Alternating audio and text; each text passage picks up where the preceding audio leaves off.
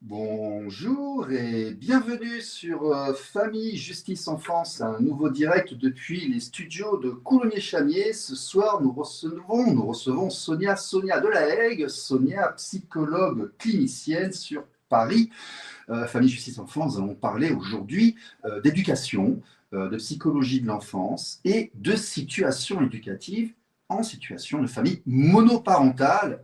Ça nous fera du bien à beaucoup d'entre nous parce que nous sommes parfois à 50% monoparents dans les cas de résidence alternée et parfois à 100% lorsque l'un des deux parents n'est malheureusement plus présent dans le couple éducatif. Alors, Sonia Delahaye, psychologue clinicienne, un Master 2 à Paris 10. Euh, Sonia, bonsoir. Bonsoir Stéphane. J'ai oublié de dire que vous avez écrit 2 ouvrages. Le premier ouvrage qui s'appelle Ils n'en sont pas morts, regard d'une psychologue sur la maltraitance invisible des enfants, qui date de 2023. Et le deuxième, Les 5 règles d'une éducation réussie, écran, alimentation, sommeil, sécurité physique, hygiène, 9 avril 2024, le tout aux éditions Exuvie, et que vous êtes fait un peu, votre cheval de bataille est un petit peu l'éducation non violente et responsable, mais ça ne veut pas dire l'éducation sans repère. Vous allez nous expliquer tout cela. Bon, est-ce que vous voulez compléter ce que je viens de présenter? Non, c'est très bien. J'ai ouvert un centre qui s'appelle le centre Chrysalide. C'est l'idée du potentiel en développement, mais aussi de l'évolution du bébé jusqu'à l'âge adulte. L'idée de ce nom, en fait, Chrysalide. Et l'idée que ce soit un lieu où on puisse venir se ressourcer, retrouver un équilibre et de pouvoir s'envoler et revenir quand on veut dans ces lieux-là. Donc, il y a aussi une réflexologue, une ostéopathe, shiatsu, peut-être bientôt un naturopathe. Donc, voilà, c'est un lieu assez complet pour qu'on prenne soin des gens. C'est à Asnières-sur-Seine. Voilà. Oui, parce que j'ai oublié de dire que vous exercez en libéral. D'ailleurs, vous exercez en libéral depuis combien de temps? Oh, maintenant, je suis plus très jeune. Ça doit faire plus Oui, de 15 ans que j'exerce en libéral. d'accord. Vous Ouais. avez quand même une bonne vision sur la société, vous avez reçu beaucoup Ah d'échantillons, oui, on va dire. Voilà. oui, oui. On peut commencer à en Pas beaucoup parler. de monde, soit autant d'enfants que d'adultes, en fait. D'accord. Donc, voilà. On vous a entendu notamment à l'époque du Covid prendre la protection des enfants, que vous estimiez, comme beaucoup d'entre nous, qui étaient martyrisés par l'institution, avec les masques et la façon dont c'était géré par l'école et par la société. On vous a beaucoup entendu sur ça. On vous a entendu aussi sur l'éducation sexuelle à l'école. Et, et en fait, vous êtes très porté sur la protection de l'enfance, Sonia Delahaye. Oui, oui, j'ai découvert vraiment qu'on pouvait être très maltraitant envers les enfants, mais de manière invisible. C'est pour ça que j'ai développé le concept de maltraitance invisible, en me disant, mais c'est quand même fou, chacun met le curseur un peu où il veut lorsqu'il s'agit de maltraitance sur enfant. Donc, ce concept-là de maltraitance invisible, il m'est venu vraiment pendant la période Covid, où j'ai été stupéfaite de découvrir que les associations qui luttaient contre les violences éducatives, dont je faisais partie aussi, ne se mobilisaient pas plus que ça par rapport aux masques, par rapport aux tests PCR, alors que pour moi, c'était de la violence. Et donc, je ne comprenais pas que ces gens qui avaient œuvré pendant des années contre des violences éducatives prônent eux aussi, même parfois, le port du masque pour les Ouais. enfants. On a été un peu apathique et tyrannique à la fois, d'ailleurs, durant cette période. Oui, et puis finalement, donc, j'ai été un peu déçue. Je me rapproche des associations qui luttent contre les violences sanitaires, que j'appelle violences sanitaires sur enfants. Et finalement, je m'aperçois que eux ne sont pas choqués des violences éducatives qu'on peut infliger aux enfants, c'est-à-dire les punitions, les récompenses, l'isolement, la mise au coin, le fait d'humilier un enfant, etc., de le menacer. Ça ne De posait pas. l'empêcher de se développer en lui privant l'accès notamment à la vision de la bouche de l'enseignant, en bloquant le pot à pot avec son entourage immédiat dans les âges où c'est nécessaire. On a traumatisé Alors nos ça, enfants un petit peu. Alors ça, Stéphane, les associations qui luttaient contre les violences sanitaires étaient contre tout ça, évidemment. Mais ce que je voulais dire, c'est que elles n'étaient pas contre les violences éducatives. Et les associations qui luttaient contre les violences éducatives n'étaient pas contre les violences sanitaires. D'accord. Alors, on va définir ce terme-là parce que nous, ici, on rappelle régulièrement que la définition des violences éducatives au niveau européen a tellement augmenté qu'un énorme pourcentage des parents aujourd'hui sont parfois vulnérables potentiellement aux services sociaux parce qu'ils auraient des pratiques potentiellement violentes. Donc, on s'interroge cette définition de violence éducative. Quelle est votre définition à vous de la violence éducative ? Alors, de la violence éducative ou des violences invisibles en général ? Vous avez employé le mot violence éducative, là, violence invisible. En fait, nous, en tant que parents, on ne sait plus. On ne sait plus ce que c'est. C'est très difficile d'être un papa, d'être une maman, d'élever un enfant. Qu'est-ce qu'il faut faire? On n'a plus de repères. C'est très compliqué. Là. J'ai résolu, en fait, le problème comme ça, parce que moi aussi, je me suis posé la question. Alors, c'est quoi la maltraitance? À partir de quand elle commence, etc. Et en fait, j'ai résolu ça dans mon premier livre, c'est de se dire, bah, en fait, c'est tout ce qui entrave, pour moi, c'est tout ce qui entrave le bon développement de l'enfant. Donc, à partir de là, tout peut être de la maltraitance, c'est-à-dire laisser un enfant devant un écran, même quelques minutes, selon son âge, ça peut être maltraitant, puisque ça peut entraver son développement. Lui donner une alimentation ultra transformée, alors qu'on sait que ça joue sur le cerveau de l'enfant, on sait que ça joue sur les prises de décision, sur les comportements, sur l'hyperactivité, sur les troubles de l'attention et de la concentration. On abîme en fait ses compétences cognitives avec l'alimentation. Donc, à partir de là, on peut aussi se dire que c'est de la maltraitance de laisser manger n'importe quoi à son enfant. Le manque de sommeil aussi. On sait qu'à 1 à 2 heures près de manque de sommeil, l'enfant va présenter aussi des troubles qui vont ressembler à un trouble TDAH et on va le mettre sous Ritaline. Donc là aussi, pour moi… On va nuire à son développement, à sa construction, voilà. Donc, à chaque effets cognitifs. Oui. Et donc, isoler un enfant, l'humilier, etc. Alors, on reviendra sur le fait d'isoler un enfant, mais l'humilier, faire de la menace, récompense, etc. C'est pareil, on va créer quelque chose en lui, en fait, une forme d'insécurité intérieure, et puis aussi, il va se représenter le monde sous la forme de la menace, du chantage. Il va se construire comme ça dans un rapport de dominant-dominé. Là aussi, à mon sens, on entrave son bon développement parce que l'enfant, il est né empathique, il est né bon, comme disait Rousseau, mais finalement, on va l'abîmer par des règles éducatives qui lui font mal, en fait. Et donc, on va faire mal. En fait, la violence éducative, c'est « je vais te faire mal parce que tu as mal agi ». En gros, si on pouvait résumer comme ça.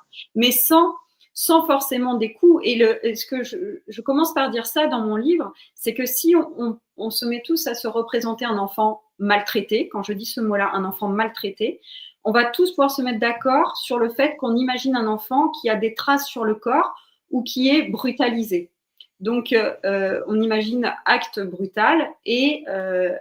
non, ce ne sont pas que des Lucas, hein. Ce ne sont pas My Name is Luca, là, la chanson anglaise. La maltraitance, ce n'est pas que ça. Hein. C'est aussi effectivement l'humiliation, c'est aussi l'empêcher de devenir ce qu'il est, c'est tout ça. Hein. Mais on va pouvoir au moins être tous d'accord sur ça, sur le fait que si on voit un enfant qui a des traces sur le corps ou qui est brutalisé, ok, c'est de la maltraitance. Mais souvent, tout le reste, on met le curseur un peu chacun là où on veut. Donc, dans mon deuxième livre, j'ai voulu, en gros, le premier livre, il pose un constat et je développe un concept. Et le deuxième livre, c'est proposer, en fait, une ligne conductrice aux parents qui ont été pas mal perdus, en fait, avec la discipline positive, qui n'était pas, à mon sens, assez claire, parce que moi aussi, j'ai essayé de l'appliquer avec mon fils et je comprenais pas bien, en fait, même si je trouvais ça fabuleux. Au quotidien, je ne comprenais pas comment appliquer ça. Et en fait, c'est grâce à mon fils, dès qu'il a eu 2 ans, que j'ai compris qu'il y avait bien des moments où je devais lui dire non, en fait, parce que c'est vrai qu'on entendait que le cortisol, donc l'hormone du stress, abîmait le cerveau de l'enfant, et que si l'enfant était frustré, il déclenchait du cortisol. Il sécrétait du cortisol. Donc, on se dit, bon, du coup, je ne peux pas le frustrer. Mais en fait, il y a bien des moments où il faut dire non pour protéger l'enfant. Et donc, je me suis mise à réfléchir, mais quelles sont les règles que je dois poser pour le protéger. Je me suis dit, il y a 2 types de règles dans la vie, en fait. Je me suis représenté les choses comme ça. J'aime bien structurer les choses. Et donc, je me suis dit, mais en fait, il y a les règles de domination et les règles de protection. Et pour moi, il suffit de 5 règles vraiment pour éduquer un enfant. Et donc, avec ces 5 règles, vous offrez un cadre protecteur, ce que j'appelle la maison protectrice en 5 règles dans mon livre. Donc, il y a la règle sur les écrans, sur l'alimentation, sur l'hygiène, la sécurité physique et le sommeil. Et donc, à chaque fois que quelqu'un vient me voir en consultation pour une problématique éducative, ça rentre toujours dans ces 5 règles.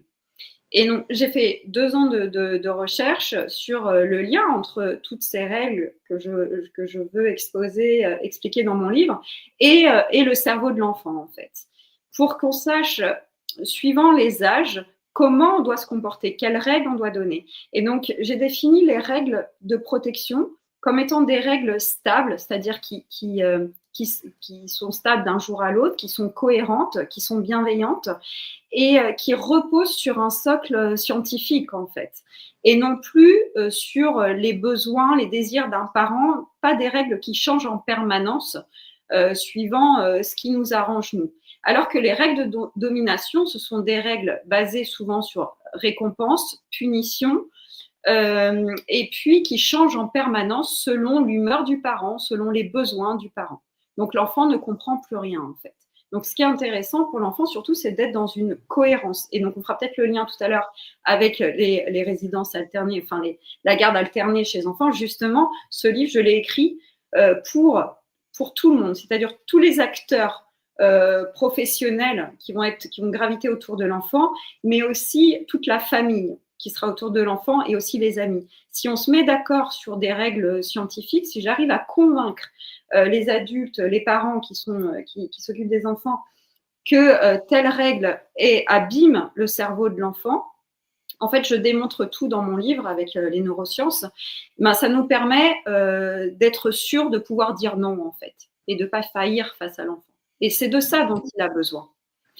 Voilà. Alors, on va revenir sur votre premier livre, dont le titre, en fait, Ils n'en sont pas morts, en fait, est une référence aux méthodes éducatives d'il y a un certain temps, les coups de ceinture, les taloches.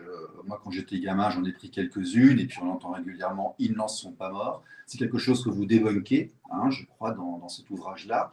Dans le deuxième, vous définissez effectivement des règles, parce que dans vos interventions, vous rappelez quand même de manière assez régulière que éduquer un enfant, ce n'est pas en faire un enfant sans règles, ce n'est pas en faire un enfant sans limite. Ça ne signifie pas forcément lui taper dessus lorsqu'il fait n'importe quoi, mais ça signifie quand même lui donner, par exemple, un tuteur, c'est un bout de bois dans la terre et puis la plante grimpe autour. Et quand j'ai eu, moi, mes cours, parce que je suis passé un peu par le social à une époque, à l'IRTS, ils nous expliquaient que, en fait, on définit un espace vital autour de l'enfant. L'enfant se projette contre ce mur parce qu'il veut grandir et on lui donne de plus en plus d'espace en fonction de ses capacités. Bon, j'ai cru comprendre ça et c'était déjà dans les années 90. Hein, donc finalement, on n'a rien révolutionné, on a peut-être juste universalisé et expliqué. Mais bon, expliquons aux gens qu'on peut donner des limites et des règles sans être violent. Comment on fait ? Alors, surtout, ce que je trouve fou, c'est qu'on ait pensé qu'être bienveillant, ça voulait dire ne pas poser de cadre. Je ne comprends pas. C'est ça l'erreur fondamentale qu'on a effectuée. Pourquoi on pense ça ? Je n'ai pas compris. Donc, en fait, on peut tout à fait être bienveillant. Et puis, au contraire, être bienveillant, c'est quoi ? C'est protéger, pour moi, le développement de l'enfant. Donc, quand on entend cadre, c'est important de poser un cadre. Qu'est-ce qu'entendent les gens, encore une fois, comme représentation ? Il faut punir et récompenser. Bien souvent, finalement, les familles qui se pensent très autoritaires parce que attention, tu ne me parles pas comme ça, attention, je te punis, je te reprends, peuvent être à côté des familles qui laissent le paquet de chips à l'enfant, qui le laissent traîner devant la télé, qui le couchent là, etc. Et donc, c'est ça qui m'intéressait de dire, mais soyons stricts pour protéger son potentiel et pas pour gagner un combat de boxe, en fait. C'est très intéressant ce que vous disiez là sur le tuteur, c'est que moi je propose qu'au lieu d'être un chef autoritaire, en tant que parent, on soit un guide protecteur. Et ça fait toute la différence. C'est-à-dire que d'abord… le père est censé être un poteau bienveillant et inamovible et fiable, hein, je crois, si j'ai bien compris. La posture paternelle se rapproche un peu de ça aussi. Ce n'est pas forcément celui qui balance des taloches. Hein. Non, mais d'ailleurs, il n'y a pas besoin de balancer des taloches pour être dans la maltraitance. Normalement, non, c'est un échec. Si on fait ça, c'est qu'il y a un échec quelque part. Beaucoup. Le problème, c'est que ces dernières années, pour moi, l'éducation est devenue une éducation perverse. C'est-à-dire que même si la forme a changé, le fond est toujours le même. C'est-à-dire qu'on va toujours rechercher la soumission chez l'enfant. Donc, on va pouvoir, avec le sourire, avec soi-disant enrobé de bienveillance, faire du mal à un enfant, l'isoler, le time-out, etc., je suis désolée, c'est de la maltraitance. Parce que dire à un enfant, tu as mal agi, je ne suis pas d'accord, tu es enfermé dans ta chambre, tu es enfermé psychiquement dans ta chambre. C'est-à-dire que l'enfant peut techniquement sortir, mais il a bien compris que s'il tente de sortir, il reprend 10 minutes de plus d'enfermement. Donc, ça ne choque pas lorsqu'il s'agit d'un enfant. On se dit, bon, je ne vois pas le problème, il est dans sa chambre. Mais faites ça qu'un homme fasse ça à une femme. On comprendra tout de suite. On ne peut pas transposer la psychologie d'un adulte sur celle d'un enfant. Alors, le respect, on peut le transposer. Oui, là, je parle de maltraitance. Donc, oui. Et le fait de dire, tu t'assois et tu te relèves lorsque tu es calmé, ça passe? Mais en fait, ce qui est intéressant, c'est de travailler les ressources, de se dire comment vous réagissez, vous, si vous rentrez énervé du travail. Au contraire, il faut transposer parce qu'il faut qu'on arrive de nouveau à se reconnecter à l'enfant intérieur qu'on a été pour avoir de nouveau de l'empathie envers l'enfant. Je trouve qu'on manque beaucoup d'empathie envers l'enfant, en fait. Donc, imaginez, vous rentrez du travail, vous avez passé une mauvaise journée, vous êtes énervé. Votre femme vous dit, écoute, t'es insupportable, nous on te supporte plus à la maison, tu râles tout le temps, file dans ta chambre ou va dans la salle de bain, on veut plus te voir. C'est différent que si vous rentrez énervé et qu'on vous accueille en disant, oula, je sens que tu as eu une dure journée, je te prépare un petit apéro, va te détendre, fais-toi couler un bain et tu nous racontes ce qui s'est passé. Bah, en fait, vous allez réfléchir différemment dans votre bain. Vous allez vous dire, oh, j'ai de la chance d'avoir une famille comme ça. Puis oui, ça me fait du bien. En fait, je sais que je suis attendue. Donc, c'est vraiment important de valider en fait l'émotion de l'enfant et de pouvoir lui dire, qu'est-ce qui s'est passé? Je te sens énervé, je sens que ça ne va pas. Et pourtant, il est peut-être en train de faire une crise de colère parce qu'il veut un deuxième pain au chocolat. Mais vous, avec vos règles de protection sur l'alimentation, vous savez que vous n'allez pas lui donner. Et il fait une crise de colère énorme. Le problème, il ne vient pas du fait de poser un cadre strict. Il vient du fait qu'il a accumulé sûrement des tensions depuis plusieurs heures, depuis plusieurs jours, et que là, c'est l'opportunité d'exploser. Donc, je propose qu'on ne voit plus un caprice, mais comme Aletta Solter le disait, une grande psychologue, c'est la théorie du biscuit cassé. Vous savez, ce biscuit qui est cassé et qui fait péter un plomb à l'enfant. C'est pas là le problème. Le problème, c'est que c'est la goutte d'eau. Et donc, ce qui va être intéressant, c'est de rechercher, mais que vit l'enfant? Qu'est-ce qui se passe? Et donc, lui apporter des ressources. Et on peut lui dire, écoute, moi, je suis énervée ce soir. Toi, tu es énervé aussi. Je te propose que tous les deux, on s'isole, que tu bouquines dans ta chambre et on se retrouve après. On peut même dire, écoute, j'ai l'impression qu'il y a trop de stimulation pour toi, tu es trop énervé. On t'emmène, on va tous les deux bouquiner dans la chambre, en fait. Et donc, ça apaise l'enfant. Ou je te fais couler un petit bain chaud, je sens que ta journée, elle a été difficile. Il n'y a pas besoin, en fait, de vouloir gagner un combat avec l'enfant. On peut aussi l'apaiser. Et donc, le cortisol peut être très important chez l'enfant, donc l'hormone du stress. Et comme son cortex préfrontal, qui est la zone de régulation des émotions, est immature, il ne peut pas gérer tout ce stress. Donc, il est obligé de l'expulser. Ce qui est intéressant. Donc, un enfant qui est sous anxiété, qui est sous stress, qui est sous pression, va générer du cortisol, on va le voir, il va gonfler d'ailleurs, il y a presque des signes visibles sur lui lorsqu'il est en overdose, et il est en souffrance, et ça va nuire à son développement. Alors que l'enfant a besoin vraiment d'être dans un cocon et protégé le plus possible jusqu'à ce qu'il puisse être armé pour affronter la rudesse du monde. Voilà, mais qui arrivera suffisamment tôt d'ailleurs. Hein. Alors, du coup, deux choses que je voudrais dire, c'est que l'ocytocine, qui est l'hormone du plaisir, donc un gros câlin, au moins 13 secondes, permet en fait de pallier l'immaturité cérébrale de l'enfant. Ensuite, il faut savoir que l'enfant est programmé à se développer magnifiquement bien jusqu'à c'est 25 ans, en fait, le cortex va être immature. Mais il est programmé à se développer, à condition d'avoir un environnement adapté à ses besoins et à l'écoute de ses émotions. Donc, c'est là où on va encore pouvoir dire qu'on entrave le développement de l'enfant.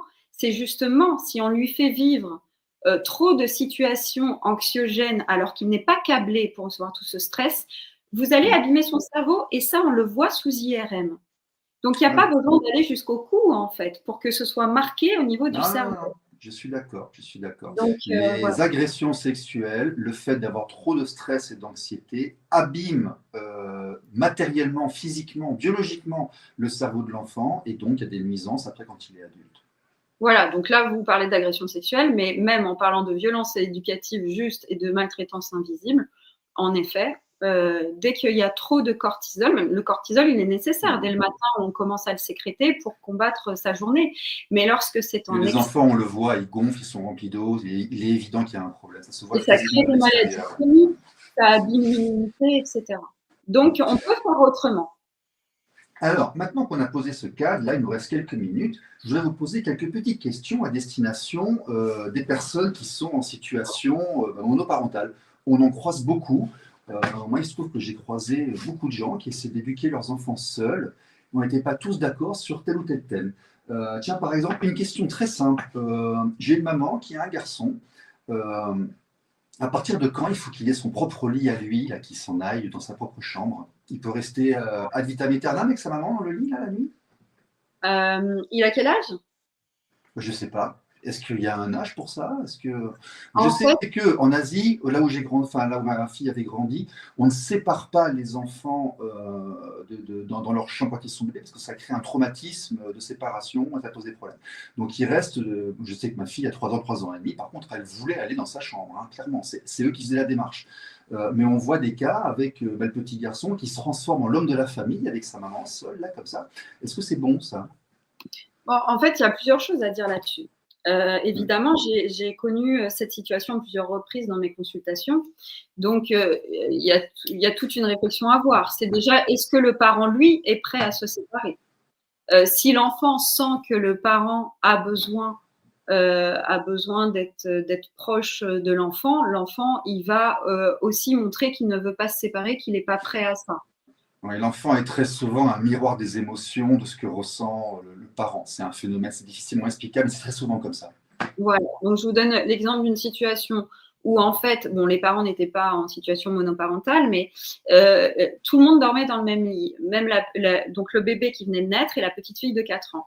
Et en fait, on venait me voir, qui était toujours allaitée d'ailleurs par sa maman, à 4 ans. Et donc, on venait me voir en me disant, voilà, elle mord sa sœur, etc.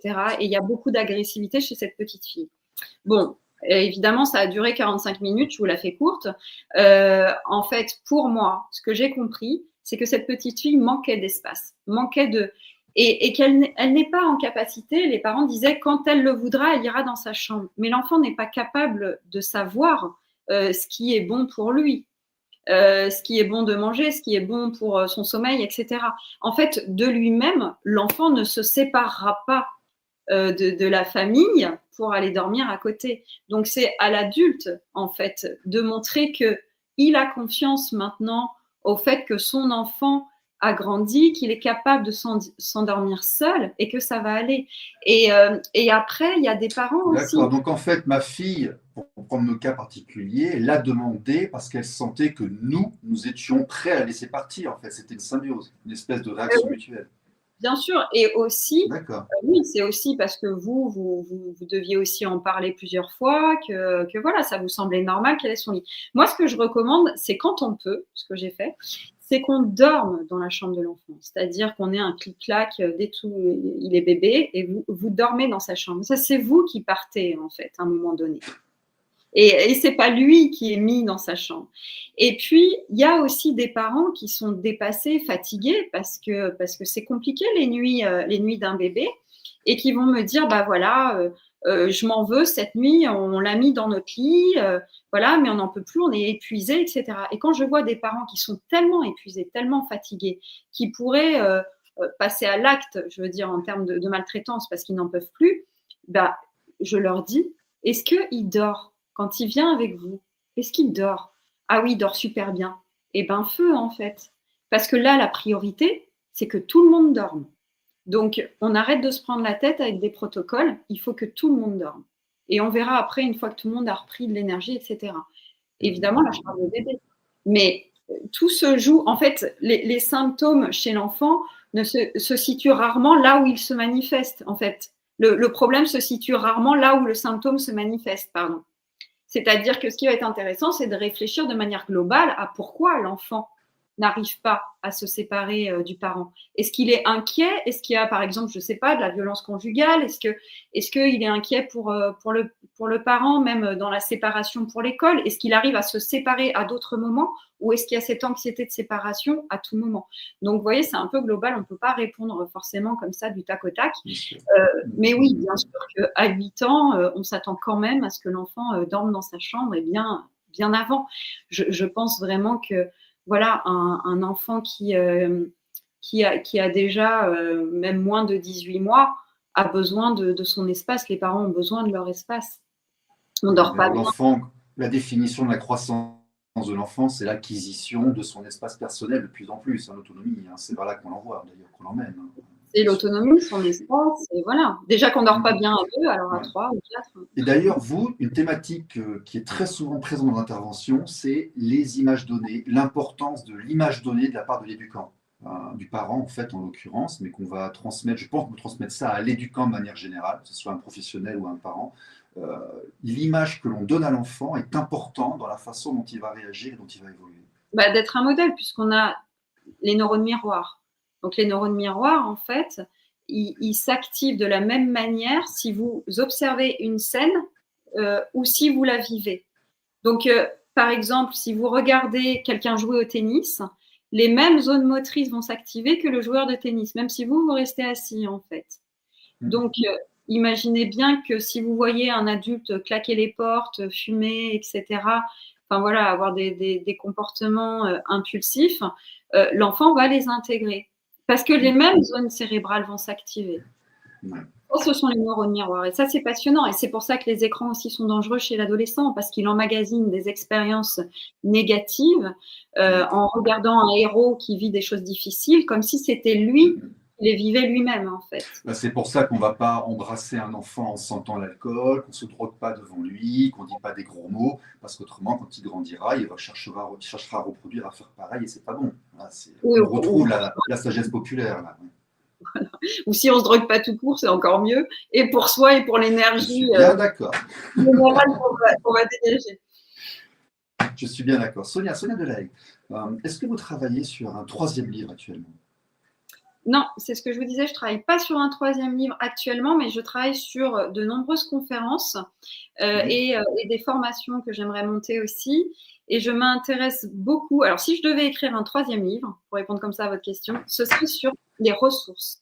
Je trouve ça extraordinaire d'étudier, toujours en lien avec le cerveau, le yoga et le cerveau, la méditation et le cerveau, le sport et le cerveau. Là, je travaille avec un centre de tennis où on veut monter des conférences et expliquer aux gens que un enfant qui est hyperactif, si on lui fait faire par exemple du tennis, on va pouvoir travailler sur certaines zones cérébrales et lui permettre de travailler, de pallier cette difficulté. Et puis également la musique, parce qu'on voit aussi que la musique apaise le cerveau, permet de sécréter certaines hormones, l'hormone du plaisir, etc. Et aussi permet de travailler sur la dyslexie, sur les troubles cognitifs. Donc, c'est très intéressant. Okay.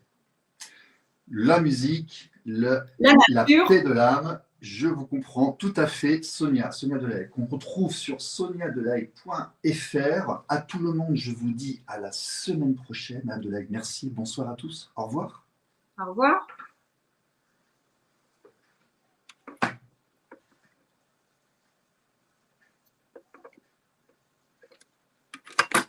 Tadam! Nous avons rendu l'antenne. Bon, ça va, tout va bien? Oui, donc là, on n'est plus enregistré du tout. Si, on est sur YouTube. Vous voulez que j'arrête YouTube? Ah bah oui. Ok. Ou est-ce que vous voulez compléter ce que vous n'avez pas eu le temps de dire pour la version web? Non, je pense que c'est bon. Ok. Eh ben, merci à tout le monde. J'arrête YouTube et on passe en off. Voilà.